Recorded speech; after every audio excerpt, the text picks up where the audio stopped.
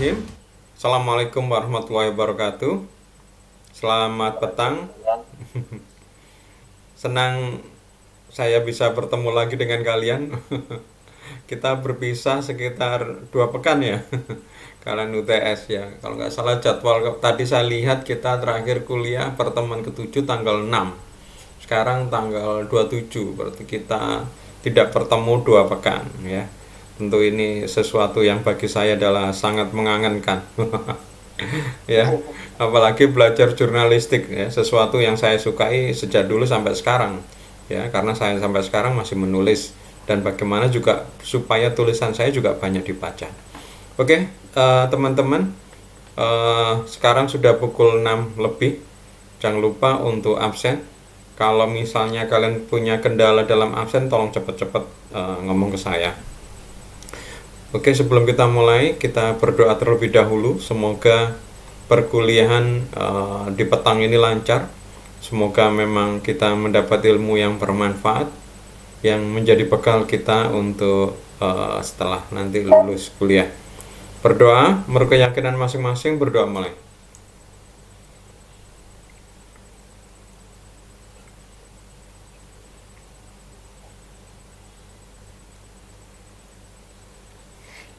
Selesai. Ya, pekan ini mungkin pekan santai ya. Karena kita ada libur tanggal 29. Terus kemudian dijadikan cuti panjang ya sampai Senin masuk. Ya, tapi ada beberapa kantor yang sudah memulai tanggal 28 libur. Ya. Tanggal 28 libur, akhirnya malam ini hari ini adalah pekerjaan terakhir.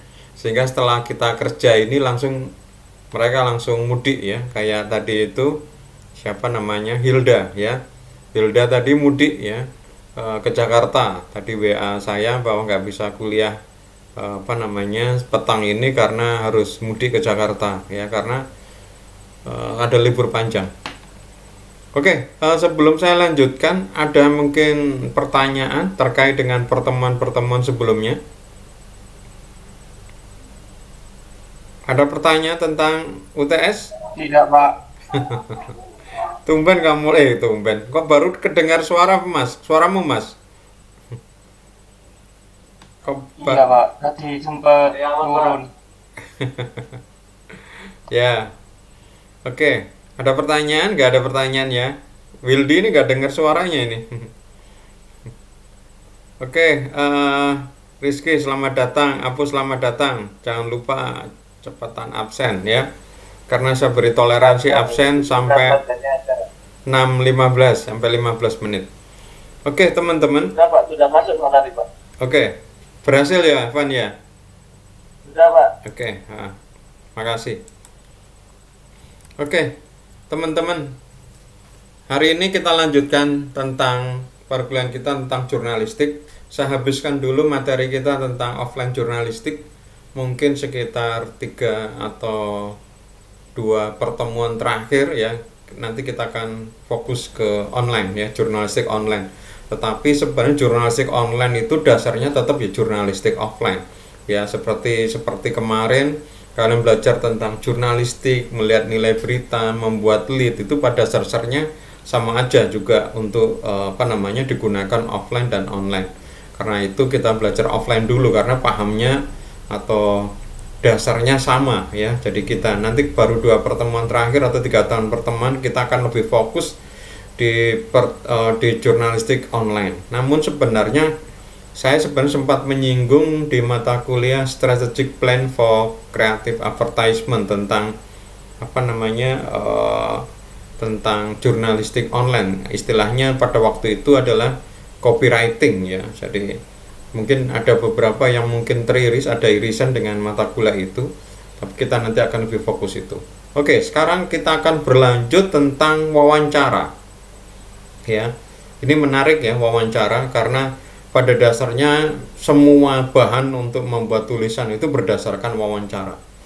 Ya, betul. Memang kalian bisa membuat tulisan berdasarkan reportase, berdasarkan pengamatan ya, kalian melihat terus kemudian kalian menulis. Namun ini sangat subjektif ya, sangat-sangat subjektif yang nanti bisa dibantah ya, bisa dibantah. Maka untuk itu di dalam pembuatan berita perlu sekali adalah wawancara, ya. Wawancara ini yang akan memperkuat berita kita. Contoh misalnya kita melihat ada kebakaran, ya. Kita tahu ada kebakaran di situ, ya. Misalnya ada sebuah rumah kebakaran. Ya, kita tahu ada rumah kebakaran, tapi kita nggak tahu bagaimana detailnya, ya. Apalagi kalau ternyata yang terbakar itu bukan yang kita kenal, ya. Kita lewat di sebuah jalan yang jalan itu juga jarang kita lewatin, tiba-tiba ada rumah kebakaran, kita ikut melihat, kita bisa membuat berita, tapi kita nggak tahu detail, ya. Kalau kita memang berita itu kegiatannya memang kita tahu, misalnya rumah itu yang terbakar tadi masih tetangga, mungkin kita bisa bercerita siapa yang saja tinggal di situ. Permasalahannya tidak semua seperti itu, maka kita perlu wawancara. Misalnya pertama yang mungkin kita wawancara adalah orang-orang yang ada di situ, misalnya mulai kapan kejadiannya, terus kemudian kita bisa kita bisa wawancara lagi orang yang punya pengaruh di situ, misalnya Pak RT atau Pak RW atau Pak Sapam. Nah, dari situ mungkin kita akan bicara lagi lebih dekat lagi, misalnya pemadam kebakaran atau kemudian kepolisian. Nah, data-data yang diberikan mereka ini nanti kita gunakan kalau misalnya untuk pembuatan tulisan itu menjadi sangat kuat. Jadi kalau misalnya ada yang bantah, kita ngomong, loh itu bukan saya yang ngomong adalah yang sudah berwenang, ya. Oke, kita lanjutkan.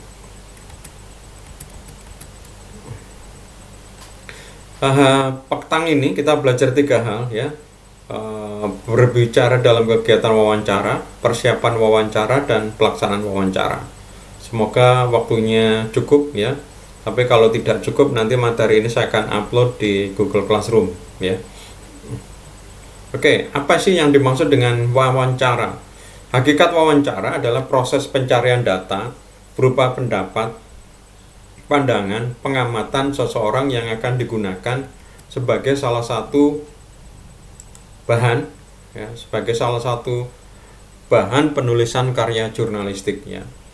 Jadi wawancara ini adalah salah satu sumber untuk pembuatan penulisan jurnalistik, ya. Memang dengan tanpa wawancara juga bisa, tetapi seperti saya bilang tadi, wawancara itu diperlukan. Kemudian berikutnya adalah bagaimana dengan reportase, ya? Apakah sama, ya? Ternyata wawancara tidak sama dengan reportase, ya, karena reportase ini mempunyai ruang lingkup yang lebih luas, ya. Sedangkan wawancara adalah salah satu teknik reportase.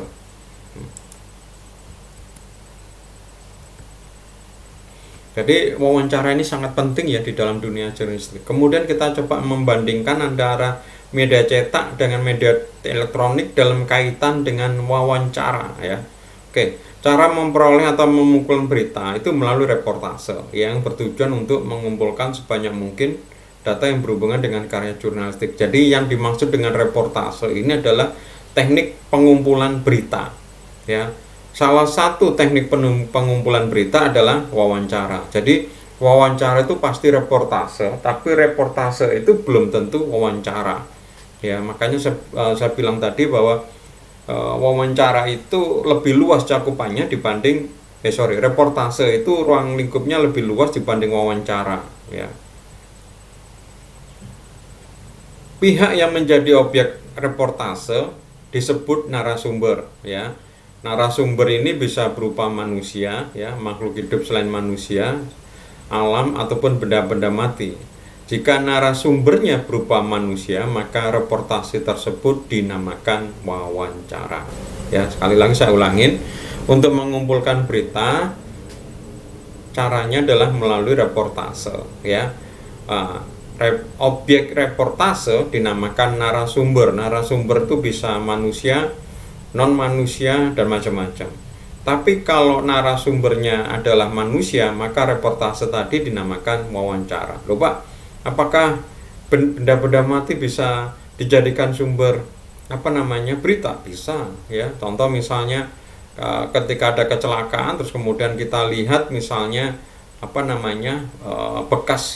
bekas rem di jalan itu kelihatan ban warna hitam itu, nah, itu juga bisa jadi sumber berita. Wah, ini berarti sudah ngerem sebenarnya ya, sudah jauh, tapi mungkin kecepatannya terlalu kencang kayak gitu, atau banyak hal ya dari pengamatan-pengamatan, dan itu bisa benda mati, bisa benda hidup ya. Tapi kalau memang benda hidupnya adalah manusia, itu dinamakan wawancara. Lah, maka ada sedikit perbedaan antara reportase dan wawancara. Wawancara merupakan bagian dari reportase, dan reportase tidak hanya dilakukan terhadap manusia.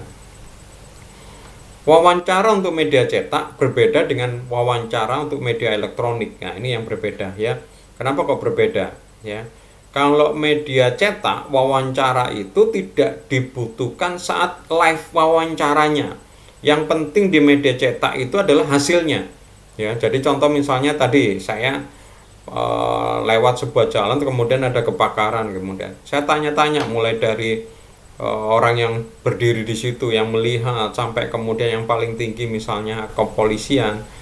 Nah, ini yang nanti ketika saya tulis orang tidak peduli ya, tidak peduli bagaimana ketika saya wawancara ya, nggak peduli. Tetapi ketika di media elektronik, wawancara ini dibutuhkan ya, dibutuhkan karena dengan adanya wawancara terlihat ya, berarti keluar suara aslinya, itu membuat menjadi lebih valid. Contoh misalnya, contoh saya adalah wartawan atau reporter Radio Surabaya misalnya, ada sebuah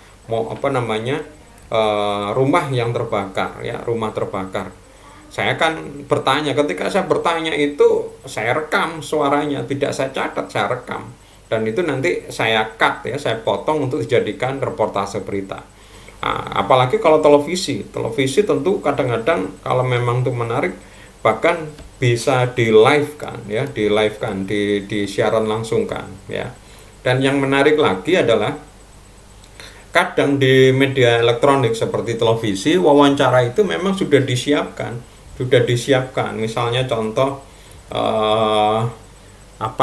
dulu waktu saya kerja di SCTV itu ya, kadang-kadang mohon maaf ya, yang datang itu kadang-kadang nggak siap ya, yang kita undang itu ke studio itu mungkin nggak siap ya, nggak siap, sehingga kita siapkan. Misalnya contoh bajunya mungkin kurang bagus, kita pinjamin.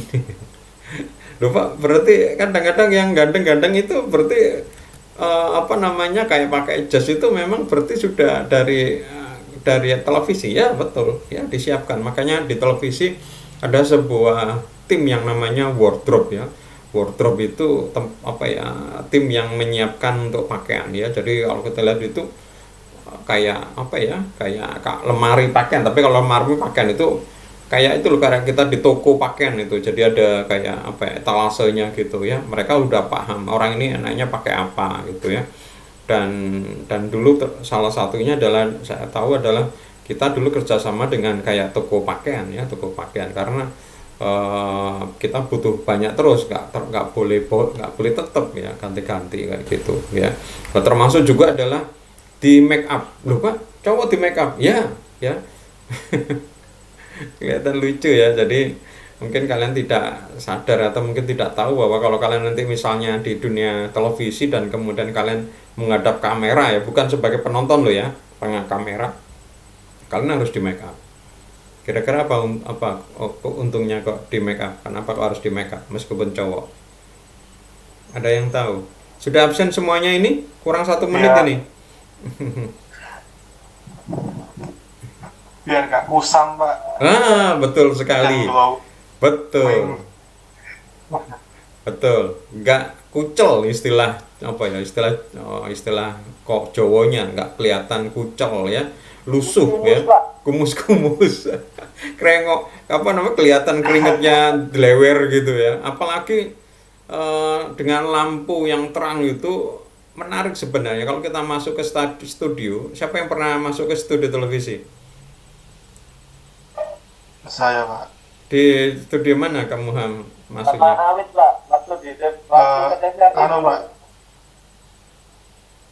Ah, Iya, oh gitu ya. di TVRI sama JTV, Pak. Oh gitu, sip sip sip. Nah, kalau kalian masuk ke studio ini kadang-kadang sesuatu yang menarik ya. Karena di dalam itu suhunya dingin ya, tapi lampunya terang ya, lampunya terang.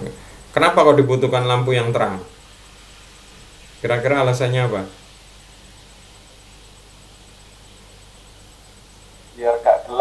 Ya, gambarnya jelas ya. Seperti saya ini apa namanya kurang kurang apa namanya kurang cahaya ini. Ya wes gak apa-apa ya. Jadi supaya jelas ya dengan adanya lampu jelas dan kemudian tidak ada bayangan ya. Kalau kita lihat nggak ada bayangan ya, nggak entah bayang ke belakang ke depan nggak ada karena lampunya ini sudah diatur sedemikian rupa yang mematikan bayang, yang mematikan bayang. Jadi karena panas, padahal dingin sebenarnya. Karena lampu tadi itu kadang-kadang kita merasa gerah, keluar keringat. Lah kalau diberi make up, keringatnya ini nggak keluar, ya satu. Kemudian yang kedua tadi itu menghilangkan kumus-kumus ya, kelihatan dari jalan misalnya. Bapak yang datang kadang-kadang nggak naik sepeda motor nih, ya sama aja juga ya mungkin diatur lah. Karena itu nanti orang akan melihat dia, ya akan melihat dia. Maka mereka kita minta datang untuk beberapa waktu sebelum sebelum acara ya. Nah, selain dipersiapkan itu juga adalah dipersiapkan juga adalah wawancaranya ya. Jadi misalnya si sutradaranya atau produsernya atau mungkin bahkan termasuk reporternya atau istilahnya anchor ya kalau di dunia televisi yang wawancarai, tapi kalau radio namanya host itu sudah apa ya, main membuat skenario. Nanti saya menjawab memberikan pertanyaan seperti ini loh Pak. Bapak nanti tak jawab seperti ini. Ya nggak sampai detail ya nanti begini, tapi ya terserah nah, kita bisa sampai detail atau enggak ya. Jadi sudah diatur sebenarnya. Seperti saya dulu setiap minggu saya punya acara di radio Pas FM ya, setiap 4 sore sampai jam 5 saya punya acara 1 jam tentang IT, namanya Dokter IT ya. Saya datang kira-kira 15 menit sebelum pukul 4 ya, bertemu dengan hostnya tadi, terus kemudian kita bahas, Mas bahas apa ini? Oh kita bahas tentang antivirus. Oh gitu apa? Nah, jadi kita sudah ngatur ya. Misalnya 1 jam dibagi 4 segmen. Satu segmen cerita tentang apa? Apa namanya? Karena kadang-kadang kayak kalau di radio hostnya itu kadang-kadang juga nggak tahu apa yang dibicarakan narasumber. Kayak seperti saya dokter IT ya, hostnya ini kadang-kadang ya bukan orang IT, makanya kita harus ngatur jangan sampai kelihatan dalam tanda petik bodoh gitu.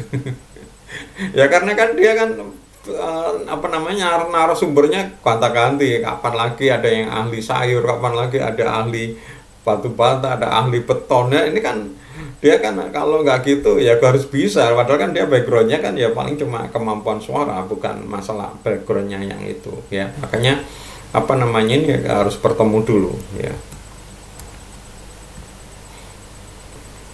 Oke, sekarang jenis wawancara ya. Ada beberapa jenis wawancara. Yang pertama adalah wawancara mendadak ya, wawancara mendadak. Namanya wawancara man in the street. Man in the street itu adalah wawancara mendadak. Jadi ya gampangannya langsung kayak tadi itu, ketika ada kebakaran langsung aja diwawancara orang-orang yang ada di situ. Jadi ya langsung ya. Kemudian yang kedua casual interview ya. Sama kayak man in street, wawancara mendadak. Tapi ini masih lebih mending ya, artinya kalau man in street itu pokoknya orang ketemu di jalan, siapa yang saya wawancara enaknya gitu ya.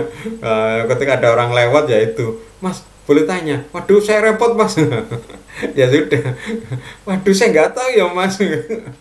Dulu dalam dunia wartawan saya juga kadang-kadang seperti itu ya, bisa banyak hal mereka menolak, bisa karena memang malu ya sehingga pakai alasan tidak tahu gitu, atau takut ya, takut bertanggung jawab, takut salah, terus kemudian nggak mau diwawancara daripada ada apa-apa nanti disalahkan ya, seperti itu ya.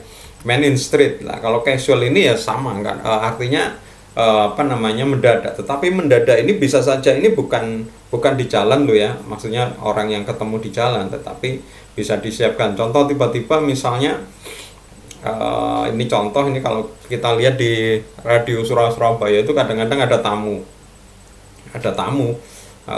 melihat radio Surabaya, terus tapi tokoh ini orang yang cukup terkenal, misalnya gubernur atau misalnya wali kota, ya sudah kesempatan langsung disuruh masuk. Lah ini tidak ada, ini sebenarnya nggak ada rencana wawancara sih sebenarnya. Saya lihat kadang-kadang 5 menit 10 menit gitu tanyain gitu ya.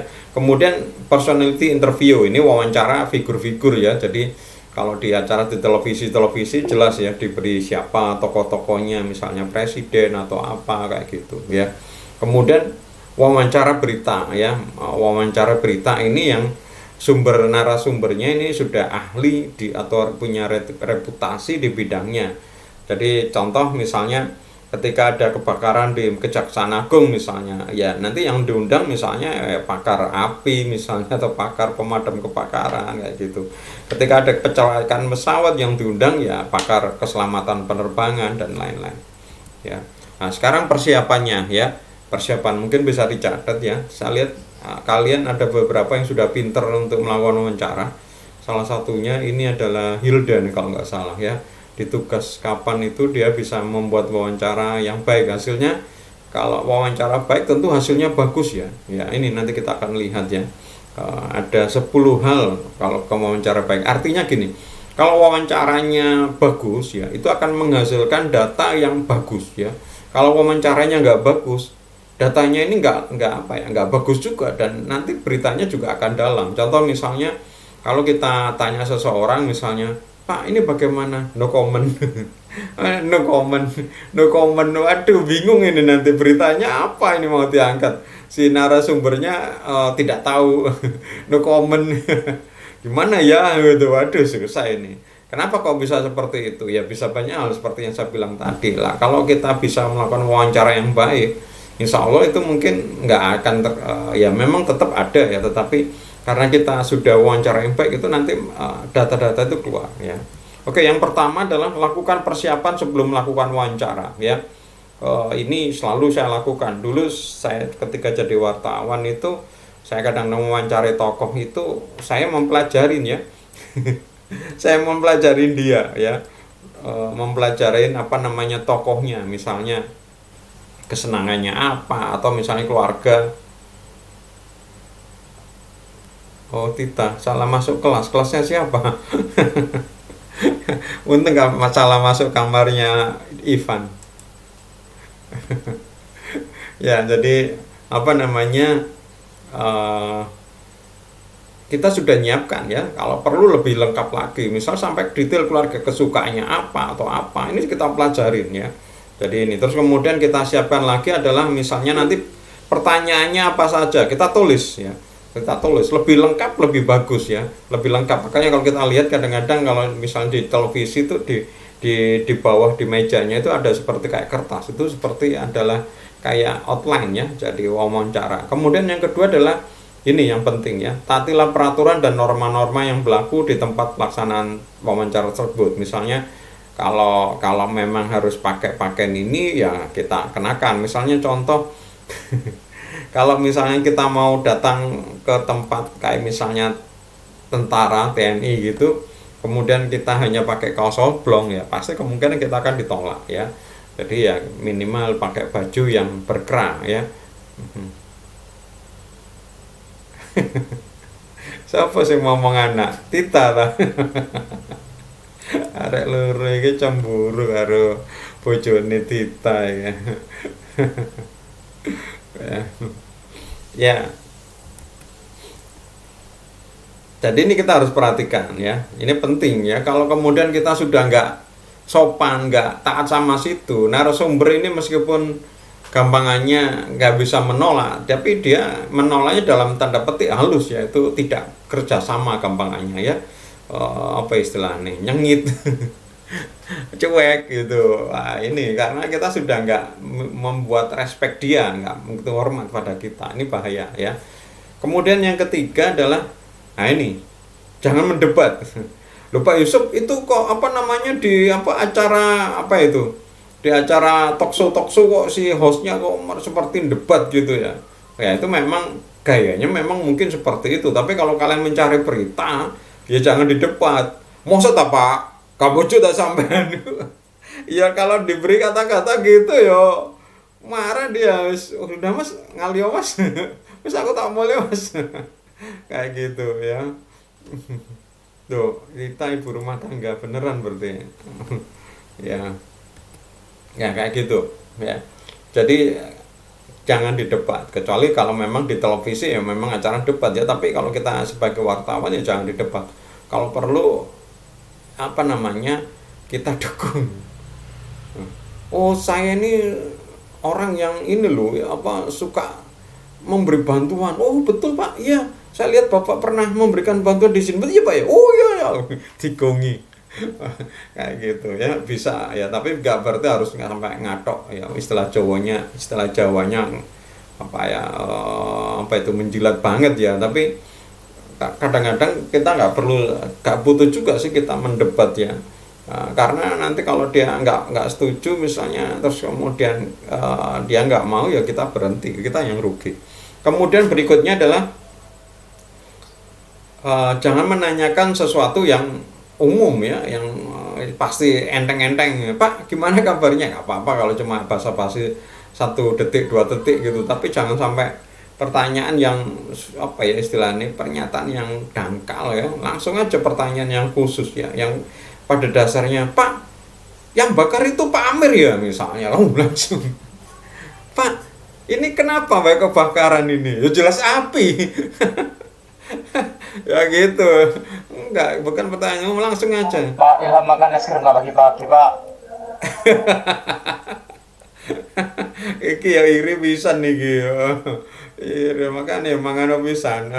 Engko sing iri aku. Kalian kuliah sambil Oh, makan-makan, aku sing gak iso makan-makan. Enaknya kuliah online begini ya, bisa sambil makan-makan mahasiswanya. Waduh, kesapa ira?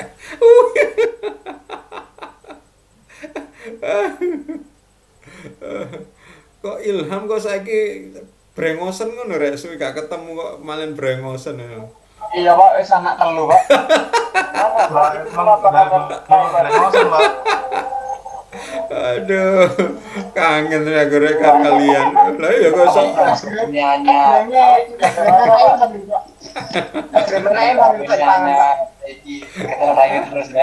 Ayo ini, kenapa yang lain nggak menyala kameranya ini? Masa cuma Ilham sama Ivan toh? Kangen loh teman-teman, termasuk saya juga kangen ini. Dimas iki jek peteng ae rek. Gak pindah nang ruang sing rada terang ta, kok jek peteng ae iki. Oh, kuliah online terus kok jek golek ruang peteng ae. Kamu kita aku Pak di rumah Mas Pak. Nah, basement. Nah, ini aku ini di apa di kunci nak basement kok tidak metu. Aku nang jaman perang dunia keloro ta. Iya. Basement nembak aku ini. Ini kok ada senjata pistol ini ya? Iya nyari sih. Nah, safety ini biasanya malah gambarnya paling bagus ini, kualitasnya, belakangnya terangnya nggak keluar ini. Ya, kita jelas. Terus ini Apo ini YouTuber, oh, nggak keluar kameranya nih, kenapa ini? Bang YouTuber. Kalau Rizky kan pemalu yang percaya, tapi Agung ini malu-maluin malah nih, kok nggak keluar ini kameranya. Oh, kuotanya ya, Agung ya. Rusak Pak kameranya Pak. Ya, saya lanjutkan ya, silakan sambil makan nggak apa-apa ya. Tapi tolong jangan sambil tiduran ya, sambil makan nggak apa-apa, tapi jangan sambil tiduran. Oh enggak Pak, enggak. Kalau makan sambil tidur gimana Pak? Ya, berikutnya yang nomor 5 adalah coba kalau bertanya jangan terlalu panjang ya. Yang butuh ngomong tuh mereka, bukan kita. Jadi kita, wah Pak, Bapak tahu nggak suatu hari Pak saya ketemu gini. Malah sing ditakoi malah ngrungono ceritane kita, nggak usah, langsung aja to the point gitu ya. Jadi kalimatnya sesingkat mungkin karena waktunya ini mungkin terbatas gitu. Loh, jangan sampai justru kita yang banyak ngomong ya. Kemudian yang keenam, jangan diulang-ulang pertanyaannya ya, cukup sekali aja misalnya. Loh Pak, nggak jelas. Kalau misalnya kerame atau apa nggak jelas ya nggak apa-apa diulang ya. Tapi kalau misalnya kita cuma grogi sampai ditanya berkali-kali ya jangan ya. Boleh mengulang ya. Kalau misalnya narasumbernya itu sepertinya nggak paham dengan pertanyaan kita, tapi dengan catatan diulangnya kalau bisa jangan menggunakan kalimat yang sama ya. dengan membuat kalimat yang lain yang pada dasarnya intinya pertanyaannya sama tapi kalimat yang disusun beda ya, supaya mereka lebih paham. Karena mungkin aja mereka nggak bisa jawab diem gitu karena nggak paham ya, makanya perlu diulang. Tapi jangan mengulang dengan pertanyaan yang sama. Mungkin kalau diulang pertanyaan sama aja dia juga bingung ya. Gitu, dan dia kadang-kadang juga malu, misalnya apalagi yang sifatnya live, apa masih pertanyaannya aku kok gak paham gitu. Gitu dia kan masih agak mikir panjang gitu, ini pertanyaan apa kayak gitu.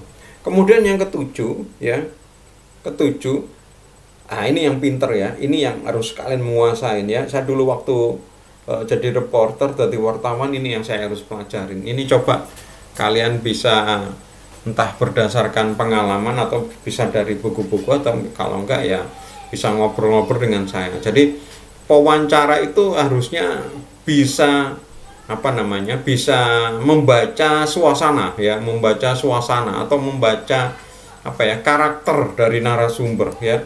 Contoh ya, saya dulu itu ketika masuk gitu ya jangan sampai koyok gini yo kayak wong heran enggak sambil ngelirik coba dilihat di dinding itu ada lukisan, foto kayak apa, terus di meja itu ada apa, di sekelilingnya itu ada apa. Ini kita harus bisa membaca pikiran. Contoh ya, misalnya di meja itu banyak foto-foto keluarga, anaknya, istrinya, berarti dia ini family man gitu ya. Atau kemudian kalau kita ngelirik di tembok gitu, banyak dipajang misalnya penghargaan piagam, wah berarti orang ini ya bisa banyak prestasinya. Kedua, atau mungkin senang dipuji misalnya, atau mau menunjukkan sesuatu. Ini harus kalian pelajarin teman-teman ya, ini sangat-sangat berguna ya. Apalagi kalau misalnya ketika ditinggal sebentar, wah sebentar ini ada telepon ya, wah ini kesempatan ini ya. Kalau kemudian tinggal terus kemudian kalau saya tuh langsung bisa pelajarin ya dari sekelilingnya dia. Jadi kita kan kadang-kadang baru bertemu dengan dia ya, sehingga kita juga harus merekarkan karakternya dia itu seperti apa. Ini penting ya, jadi dengan melihat apa yang ada di situ ya. Bisa aja sih dari pakaian, tapi kalau pakaian itu kurang, coba lihat sekelilingnya ya. Kemudian yang ke-8 adalah ini ya, kalau bisa adalah bisa menciptakan hubungan personal ya. Dengan personal ini artinya kita membuat lumer ya. Jadi ketika seorang manusia berteman dengan manusia yang lain, ketika awal ini mereka seperti kayak menjaga jarak ya. Ketika menjaga jarak, omong yang disampaikan ini kayak dipikir dulu ya. Nggak, misalnya contoh, kalian ingat pertama kali bertemu di kampus misalnya antara Ilham sama Agung gitu ya. Mungkin ketika bertemu jaim dulu ya. Kalau sekarang jendul-jendulan. Tapi masa kita harus menunggu lama ya kan, padahal kita bertemu paling ya cuma setengah jam, 1 jam, masa nunggu lama. Ya sudah, kita harus bagaimana menciptakan hubungan yang lumer tadi, hubungan personal yang bagus ya. Jadi ini juga teknik juga ya, belajar juga bagaimana cara membuat kita itu cepat gaul. Atau mungkin ada mau punya pengalaman bagaimana sih supaya kita istilahnya, kalau zaman dulu ada namanya singkatan SKSD, sok kenal sok dekat. belum bertemu lama sudah kelihatan akrab. Wah, ini sok kenal. Ini contoh. Adi, Pak. Siapa? Yang bisa Mbak Adi.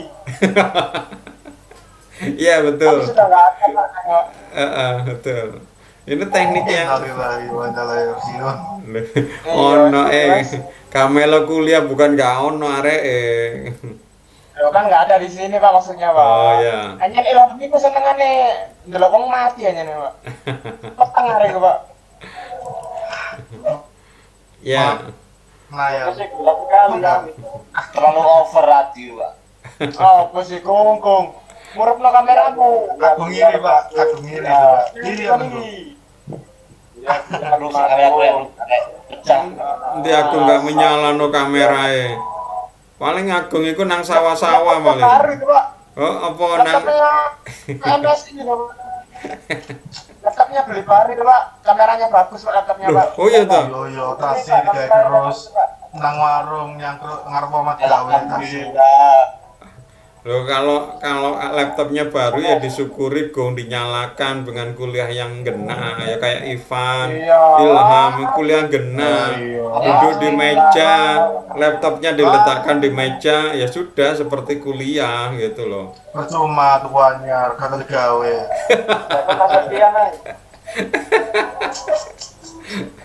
Ya, saya lanjutkan. Kemudian yang kesembilan, kalau kita misalnya mau mewawancarai seorang tokoh yang memiliki lawan atau musuh tertentu, gampangnya orang yang musuhnya banyak ya, musuhnya banyak ya, sampai misalnya penjahat gitu ya, atau koruptor kelas kakap atau pembunuh yang mau dihukum mati ini kan musuh wakai gitu loh ya. Eh, kita bersikap seakan-akan kita itu memihak gitu, kita berusaha apa ya istilahnya mendukung apa memahami gitu ya. Jangan-jangan kemudian, wow, kita ya, kalau dia tahu bahwa mereka tahu bahwa kita membenci dia karena dia seakan-akan punya musuh dan kita terkait dengan musuh ya selesai.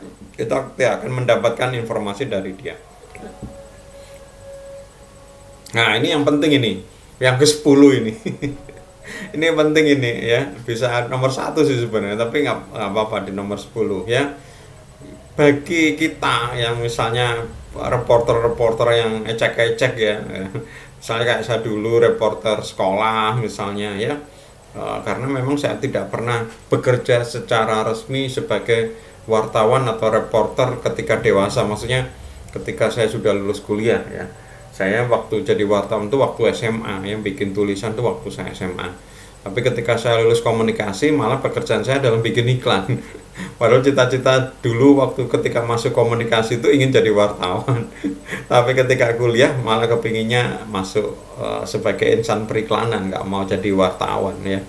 Gitu. Ternyata banyak teman-teman yang justru malah gak latar belakang SMA-nya itu nggak ada dunia jurnalistik, malah setelah lulus kuliah malah jadi wartawan. Ini kadang-kadang saya juga heran loh, tadi wartawan padahal dulu waktu kuliah wis gak tertarik belas. Kalau saya background SMA itu yang saya kemudian memilih komunikasi karena background SMA saya yang dulu banyak aktif di jurnalistik. Lah ini ketika kita masih belum terkenal, misalnya kita reporter kampus kayak kalian ini, misalnya bikin majalah untuk kampus, ini kadang-kadang kendalanya kan kalau memang orangnya belum terkenal sih gak masalah, tapi kalau kalian mau wawancarai misalnya gubernur Khofifah gitu, kecuali kalian punya akses yang misalnya ada paman atau bibi atau Pak D di situ ya mungkin, tapi kalau enggak susah kita menembus ya. Jangankan sampai ke gubernur, di depannya di pos satpam aja sudah diusir. Apa mas wawancara? Gak ono mas, wongnya gak ono, wongnya nang padahal ono gitu, tapi dia ngomong seperti itu ya. Jadi ini kalau biasanya kalau saya dulu ngakal-ngakalin ya bikin kartu pers ya. Jadi kayak kartu nama gitu, diberi apa namanya, diberi identitas, misalnya apa nama medianya terus tempel di sini. Kalau perlu nyiapkan kartu nama dibagi saya dari sini atau bikin apa name tag gitu ya. Itu contoh ya, contoh bagaimana apa namanya kita berusaha menembus apa namanya sumber berita yang lebih tinggi ya. Kalau kita kelasnya wartawan Kompas atau wartawan Tempo gitu enak, kita punya langsung mereka sudah tahu, kemudian dipersilakan. Kita yang nggak jelas ini susah ya. Oke, selanjutnya adalah yang kedua, bagian kedua ya. Ya ini adalah tadi kan tentang apa yang dimaksud dengan wawancara yang baik ya. Kemudian yang kedua ini adalah teknik dan persiapan wawancara. Tadi sebenarnya sudah saya singgung sedikit ya. Salah satu persiapan wawancara adalah kita apa namanya berusaha untuk mewawancarai, berusaha memahami dulu siapa narasumber kita ya, mulai dari kesukaan apa dan macam-macam ya. Nah, pertama adalah ketika kita melakukan wawancara ya, bahwa untuk memperkuat berita kita memang kita perlu ya, perlu apa ya, pendapat, opini, komentar dari orang yang memiliki kewenangan ya. Jadi kalau misalnya kita meliput berita, kalau bisa itu kita ada apa ya, wawancara, komentar dari pemadam kebakaran atau mungkin dari kepolisian. Kalau misalnya ada kecelakaan ya, atau sampai kemudian meninggal, mungkin dokter yang forensik ya, selain kepolisian tentu. Jadi ini kita harus tahu ya, siapa akan menjadi yang berwenang ya. Jangan sampai misalnya ada orang tenggelam yang diwawancarai berbakul nasi di dekat situ ya, nggak tahu apa-apa. Ya kecuali sebagai saksi pas kejadian seperti apa ya, tapi bisa saja mungkin nggak tahu karena tenggelamnya di mana baru ditemukan di sini ya, nggak tahu juga ya. Jadi mending yang berhubungan ya. Nah, untuk mencari informasi ini kita harus melakukan wawancara ya. Nah, hasil dari wawancara ini diharapkan menjadi laporan untuk mengungkapkan fakta ya, sehingga memberi gambaran yang lebih lengkap ya. Wawancara tadi itu ya bisa dilakukan terkait yang tadi dengan yang punya kewenangan. Oke. Berikutnya adalah berita ya. Berita antara fakta dan opini. Yang kita sampaikan adalah harusnya kayak kita sekarang menulis jurnalistik adalah berita, fakta ya. Kalau yang sifatnya opini itu nggak boleh di dalam berita ya. Kalau di dalam berita nggak boleh mengumumkan opini. Makanya yang susah itu adalah ketika kita wawancara dengan seseorang, kadang-kadang yang diwawancara itu sifatnya opini. Misalnya begini, misalnya ya, kita wawancara sama orang, Mas itu bagaimana, apa sebab kecelakaan? Wah, aku paling ngantuk Mas gitu. Wah, ini padahal belum tentu ngantuk ya, dia beropini. Jadi ya boleh aja kita catat ya. Tapi ya ini hanya sebagai referensi. Nanti kita akan lihat dulu benar ngantuk atau tidak, mungkin ya dari kepolisian atau dari dokter forensik ya. Jadi kadang-kadang susah karena yang diwawancara kadang-kadang opini ya. Padahal kita harus mengungkapkan fakta ya. Fakta, nggak boleh berdasarkan opini ya. Kecuali kalau memang tidak ada sumber lagi dan itu dijadikan fakta, tapi nggak apa-apa kita buat dia yang ngomong. Jadi misalnya Yusuf titik 2 ya, orang itu gila misalnya, ya, kayak gitu ya. Jadi yang ngomong orang gila itu Yusuf, biar aja nanti yang dimarahin ya Yusuf ya, karena itu pernyataan dia. Nah, padahal sebenarnya berita itu, narasumber itu hanya sebagai sumber berita ya. Kadang-kadang nggak perlu disampaikan. Misalnya orang gila itu kemarin tertabrak misalnya ya. Dari mana orang gila itu? Aku berdasarkan wawancara seseorang ya. Waktu wawancara nggak perlu saya ungkapkan misalnya karena menulis berita. Tapi kalau misalnya kita nggak yakin bahwa itu gila, nggak apa-apa kita sebutkan siapa namanya yang bertanggung jawab menyampaikan berita itu, karena sifatnya opini ya.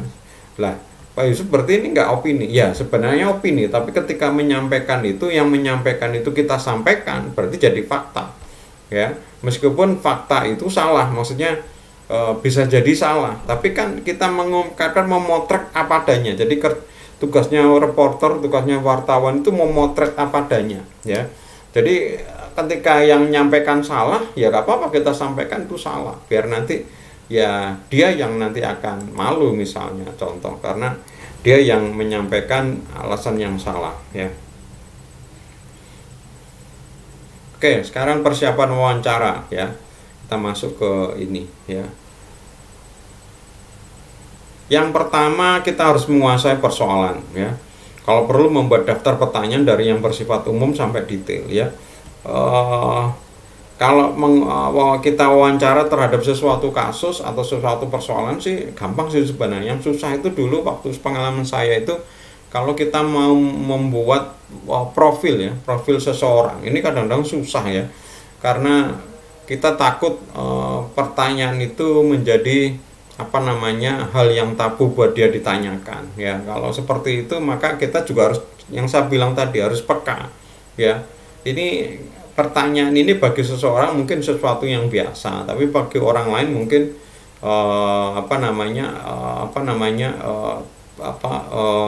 sangat peka, dia nggak mau. Jadi kita harus melihat. Jadi nggak apa-apa sih kita tulis ya. Artinya kita membuat semakin banyak outline ya, daftar pertanyaan, nggak apa-apa, makin baik. Meskipun belum tentu kita sampaikan semua ya, kita bisa melompat ya. Jadi kita bikin daftar pertanyaan, ada 10 pertanyaan ya, tapi kita melihat bahwa nomor 10 yang mungkin bisa ditanya, silakan ya. Nggak harus nomor 1, kemudian nomor 2, nomor 3 gitu. Bahkan kita melihat misalnya nomor 10 kita tanyakan, ternyata dari hasil jawaban itu timbul lagi pertanyaan ya. Ketika dia menjelaskan kemudian kita timbul pertanyaan, boleh ditulis lagi ya, dibuat lagi pertanyaan lagi, gak apa-apa ya.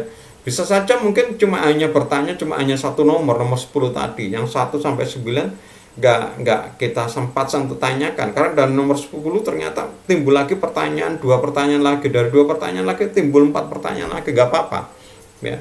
Terus kemudian berikutnya adalah kita harus sebenarnya mengetahui arah permasalahan dilengkapi dengan berita terkait ya. Jadi sumber-sumber di belakang itu kita harus pelajarin dulu. Terus kemudian kita tetapkan siapa yang akan menjadi sumber narasumbernya ya. Terus kemudian mengapa ya. Bisa saja mungkin narasumbernya nggak pas, makanya kita harus kalau bisa ya, kalau narasumbernya nggak pas kita yang jadi malu ya, kita yang disalahkan. Enggak kompeten ini kontak koi ya. Contoh, kalian sering lihat itu nggak acara ILC nggak, yang hari Selasa kayak mana nanti malam ya, ILC di TV One kalau nggak salah, Jarang, Pak. hostnya Karni Ilyas gitu ya.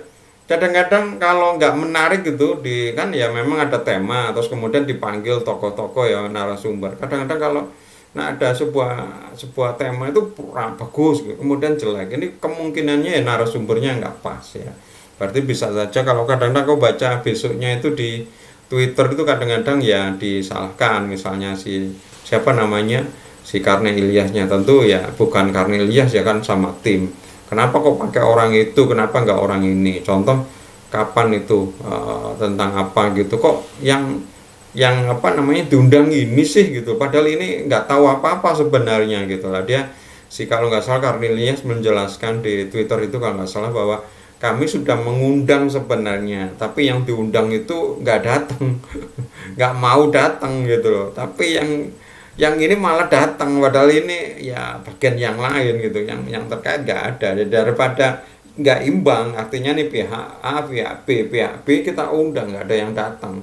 Ya ini cuma orang yang mendukung pihak B ya, supaya imbang aja. Kalau enggak nanti isinya bukan sebuah fakta, nggak imbang, balance ya. Kemudian adalah mengenali sifat-sifat narasumber sebelum wawancara, seperti tadi ya. Termasuk riwayat hidup, hobi, keluarganya, dan kesukaan dan macam-macam. Membuat janji dulu, ya ini penting juga ini. Saya dulu pernah wawancarai Ning Surabaya.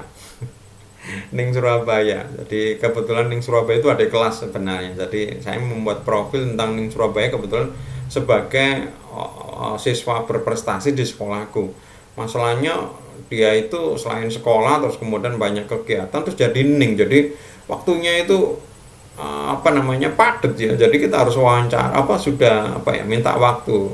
Aku bisa datang ke rumahmu kapan? Untuk apa untuk wawancara? Untuk apa wawancara? Ini saya masukkan di koran Surabaya Post untuk profil siswa berprestasi.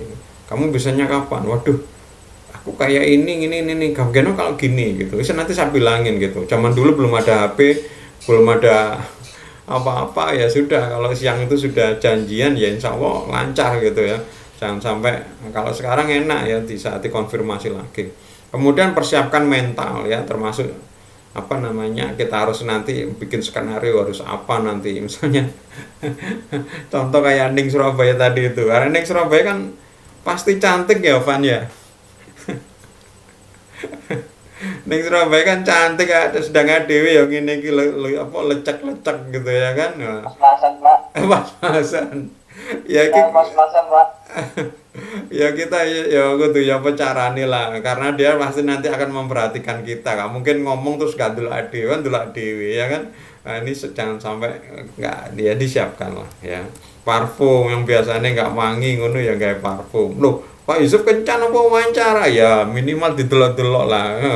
Masa aja antara wawancara Ning Surabaya karo wawancara polisi gitu sama ya. Polisi yang di itu kan mungkin udah keringetan gak masalah, tapi karo Ning Surabaya ya rotok wangi-wangi sithik. Nah ini kemudian peralatan ya, kamera misalnya, zaman dulu ya saya kamera, kalau sekarang nganggo HP cukup. Blocknote ya, blocknote ini dicatat, kalau sekarang nggak perlu ya, HP juga buat rekam. Satu alat bisa untuk semuanya. Kalau dulu sampai saya punya itu alatnya, sampai sekarang masih ada itu, apa itu eh, Walkman ya, Walkman untuk ngerekam, jadi buat untuk ngerekam dan bentuknya agak besar, isinya kaset itu ya. Saya punya sampean ya, notes, pulpen, kayak gitu disiapkan. Terus kemudian berpakaian rapi dan sopan ya. Oke, sekarang tahap berikutnya saat melakukan wawancara ya. Kalau sudah ada janji wawancara dan waktu sudah ditentukan, maka sudah selayaknya menepati waktu. Ya, ini yang penting ya teman-teman. Ini contoh yang hari ini aja, ya hari ini aja. Yang kuliah sekarang aja, ya. Contoh, yang disiplin tadi berapa orang tadi? Saya lihat cuma Ivan, terus siapa lagi? Wildy, nggak tahu. Wildy cuma join tapi tidak omong, nggak keluar ini. Apa dibuat perjalanan, Pak. Kayak dibuat otomatis ya untuk langsung login ya. Sama siapa tadi? Ilham. Pokoknya cuma 3 orang. Yang lainnya di mana ini? Baru gabung setelah jam 6. Nah, ini berarti nggak disiplin ya.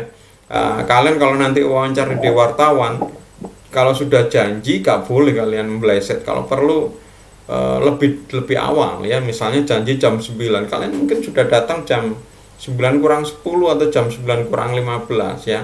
Kenapa? Ya selain untuk ya misalnya ngisi keringetnya cek hilang, apa cek nyisir atau apa, atau mungkin ngobrol-ngobrol dulu dengan apa namanya satpamnya, asistennya, stafnya kayak gitu ya, seperti itu. Ini perlu ya.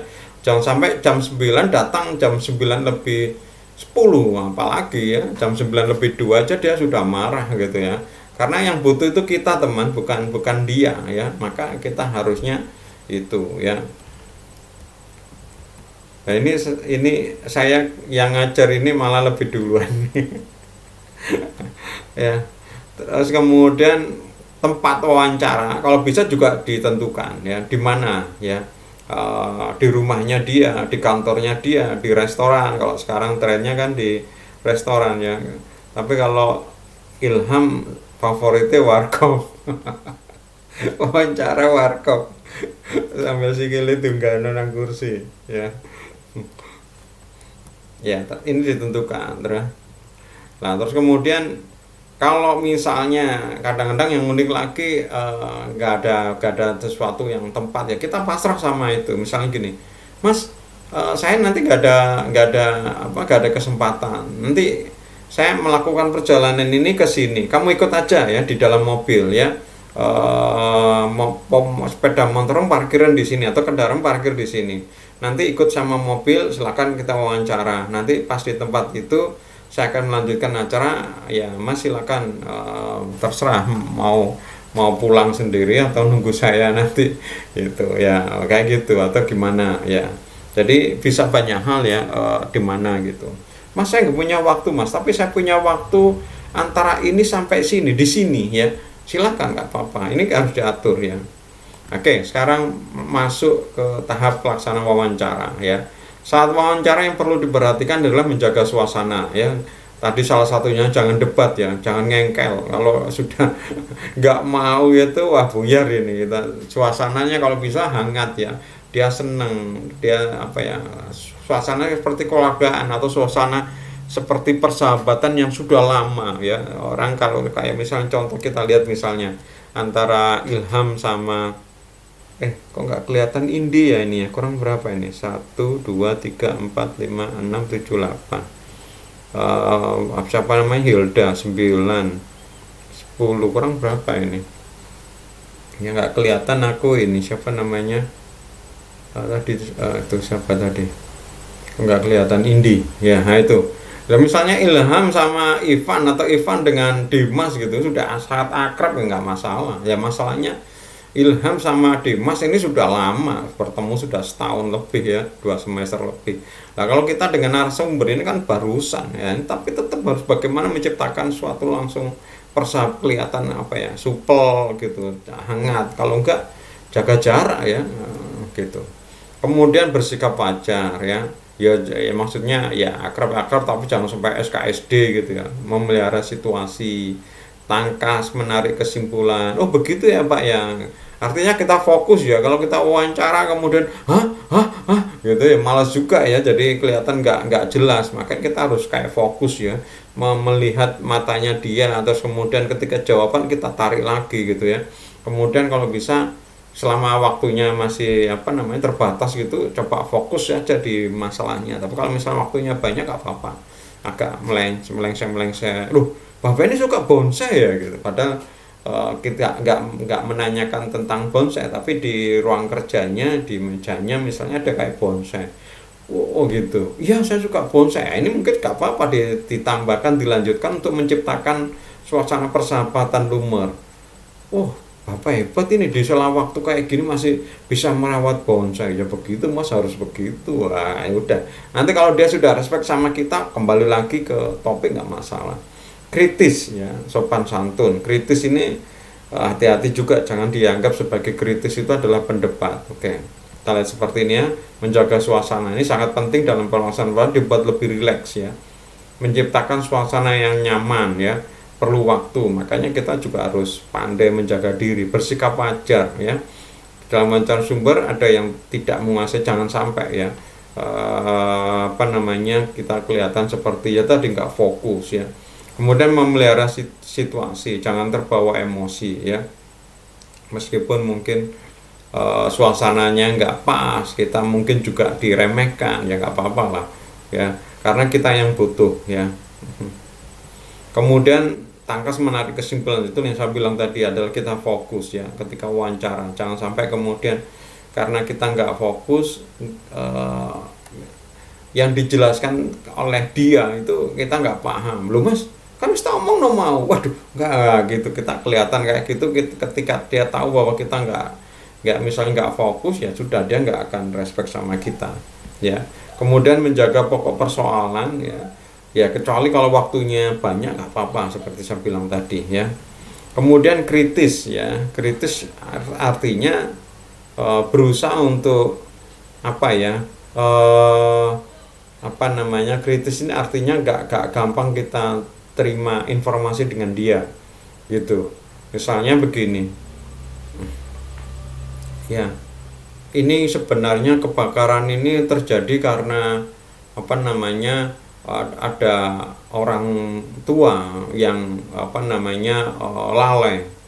Kemudian kita tahu di rumah itu nggak ada orang tua. Loh Pak, misalnya Pak polisi, orang tua siapa Pak gitu. Karena yang kami tahu di keluarga itu tidak ada orang tua gitu. Karena orang tua misalnya ayahnya itu sudah ikut adiknya gitu. Nah ini kritis ini ya, artinya kita nggak langsung menerima gitu. Oh iya, ini kebetulan orang tuanya lagi kesini, lagi menengok anaknya misalnya, nggak apa-apa. Terus kemudian coba kita lihat gerakan tangannya ya, atau apa gitu. Terus kemudian mungkin ada data-data yang mungkin perlu dikonfirmasi gitu. Misalnya ya ini kejadian kira-kira 3 tahun lalu. Yang mana Pak? Ya 3 tahun.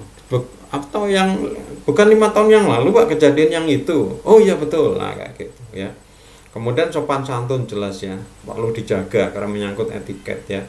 Kemudian apalagi kalau misalnya diwawancarain orang yang perfect ya. Rata-rata yang diwawancara itu orang-orang top, misalnya presiden apa itu, mereka itu sebenarnya sudah punya karakter yang luar biasa ya. Contoh misalnya yang tadi itu disiplin ya, terus kemudian menjaga perasaan orang kayak gitu. Jadi kita juga harus bisa seperti dia, apalagi mengikutin dia, bukan seperti dia, mengikutin ya. Kalau orangnya disiplin ya kita harus disiplin ya. Kalau kemudian mereka respect ya kita respect ya. Jadi jangan bersifat sembarangan ya. Apalagi misalnya orang yang dibenci masyarakat, misalnya koruptor diwawancara gitu, wah mentang-mentang koruptor kemudian kita sembarangan gitu, wah bisa saja ya di alam bungkam ya, nggak mau bicara. Contoh misalnya di ruangan kita saat wawancara itu kita sambil merokok, padahal dia nggak mau merokok ya. Bagaimana kalau mereka yang ngajak ngerokok, Pak? Dia suka merokok, minta kita ngajak merokok. Ya kalau misalnya kalian memang merokok, ya apa imbangi, sopan santun. Tapi kalau enggak, ya tolak lalu saja, Pak. Saya nggak ngerokok, lagi berusaha untuk berhenti merokok misalnya. Oke, yang terakhir ya. Hasil wawancaranya kita tuliskan ya. Hasil wawancara tadi bisa dituangkan dalam beberapa bentuk penulisan sesuai dengan tujuan wawancara yang telah dilakukan.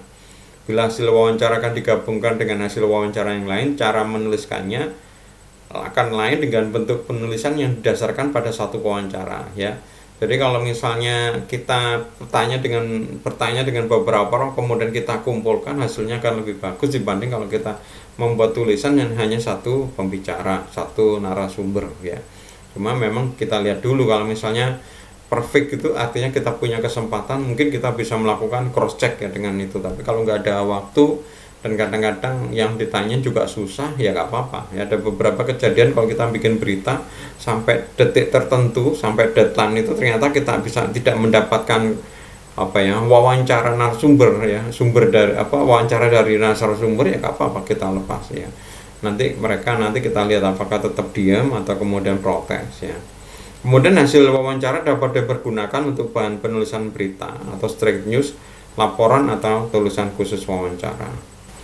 Oke, demikian teman-teman perkuliahan di petang ini. Ya, ini tentang wawancara ya. Wawancara ini adalah bagian dari sumber atau bagian dari kegiatan untuk mengumpulkan bahan-bahan berita ya. Jadi salah satu bahan berita ya pengamatan, kayak kemarin kita lihat ya, ngamatin alam atau apa, tapi juga adalah perlu wawancara ya. Oke, sudah jam 7 lebih. Ada yang mau ditanyakan? Tidak, Pak. Ya wes, perlu diberi tugas apa enggak? Jangan, Pak. Iyalah, sudah 2 minggu gak ada tugas ini ya, harus diberi tugas. Ya wes, sudah. UTS kemarin ini tuh tugas, Pak. UTS, Pak. Ya. Project semua dosennya. Oh ya, aku kan UTS tulis kan, bukan project. Iya, Pak, sama aja kayak project, Pak, punya sampean, Pak. Dadakan. Ya wes ya. Kalau nggak ada, kita akhirin perkuliahan petang ini ya. Materinya setelah ini saya upload di Google Classroom, silakan kalian download ya. Hari ini kita belajar tentang wawancara, sebuah teknik untuk mengumpulkan sumber berita. Oke, teman-teman, saya mohon maaf kalau mungkin ada kata-kata yang tidak berkenan. Selamat petang. Assalamualaikum warahmatullahi wabarakatuh.